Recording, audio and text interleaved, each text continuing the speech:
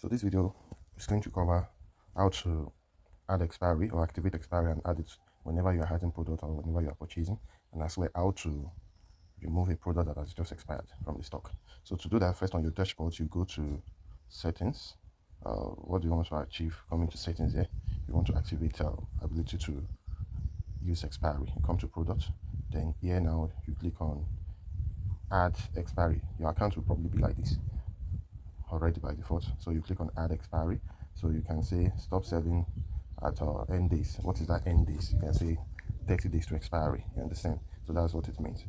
So, or you might say keep selling, but when it's 30 days to expiry, system will bring it to the front of the dashboard for you to know your stock is expiry soon, or you leave that stop selling. So when you do that, you can basically come and update at the bottom here. So that means you've activated that feature.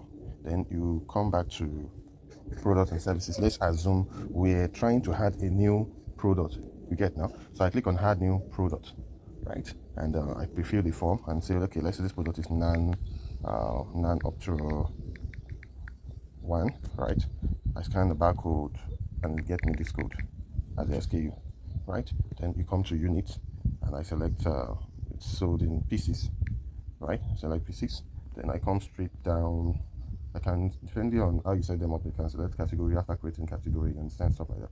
Then now come to the bottom right here. You put the cost price. So let's say for cost price on the market is 95 and your own selling price is 10.5. Then you click on save and add stock.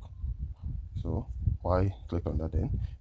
See now, there's something I failed to do. I didn't select location, but by default your account, because it's one location by default, it's going to automatically would have been selected. But because I didn't select that now, so see what it brought me. So I have to go back to that product and services. I'm not to create it all over again. What I would just basically do is search that product because it has been created. But what we couldn't do was assign it to location because we wanted to now put quantity. Now see now, none up through one. Then I just edit to continue, right?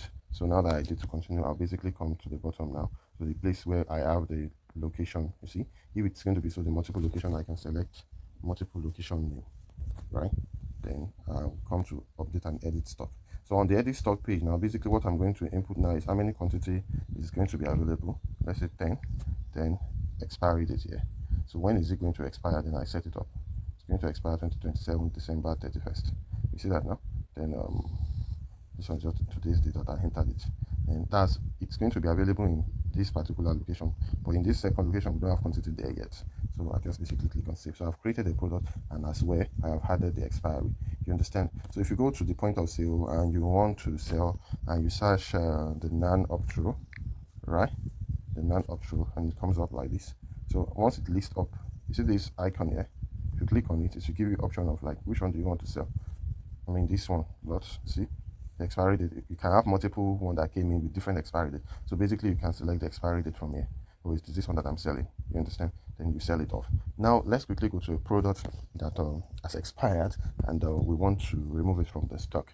You get? So quickly let's go to the dashboard environment. Let's say the system notify us quickly. Let's say, oh, this particular product ABC is expiring soon. You see it right here. Then how do we know remove it? So let's say this particular product Namator powder in the purchase department, they have 13 and the 13 is expiring soon. So what do we do? So we basically go to menu, you come to stock manager, right? And you come to stock adjustment, right? Then once you get there, you click on add stock adjustment. You select the location the stock adjustment is to be done. So purchase department. Then you come to adjustment type, reduce. Then you search the adjustment Damator. So okay, it looks like it's not purchase department. Let's say maybe it's here. So let's check. Okay, so we come to stock adjustment in that stock manager now. Then what are we going to do? Click on add, right? Then select location, purchase department, then adjustment type, reduce, what product, then we search the name Damator because it has expired, then it lists out. So we have current stock 13, expiry date, indicated that this product has expired. Then expired, you see that now. And we can now remove that 13. You see that now, remove that expired 13 product. Then we save. So that's basically how you can remove expired products from your inventory and your stock. You know, if you go back to that dashboard environment, now you see that what do you call it, the expiry date product, expired product on that dashboard environment that shows that particular product will not be there any longer. Can you see it has been removed?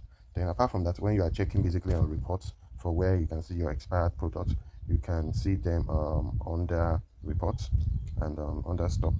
Then when you get on the stock, then that's why you see stock expiry here. You see, then you can filter. You see, these are products that are probably expired or expiring soon. Based on the data and arrangement, you can see them here, and you can set them up and say, okay, let me see, you know, big ending on category expiring in 15 days, in 6 months. Show me products that are expiring in 6 months.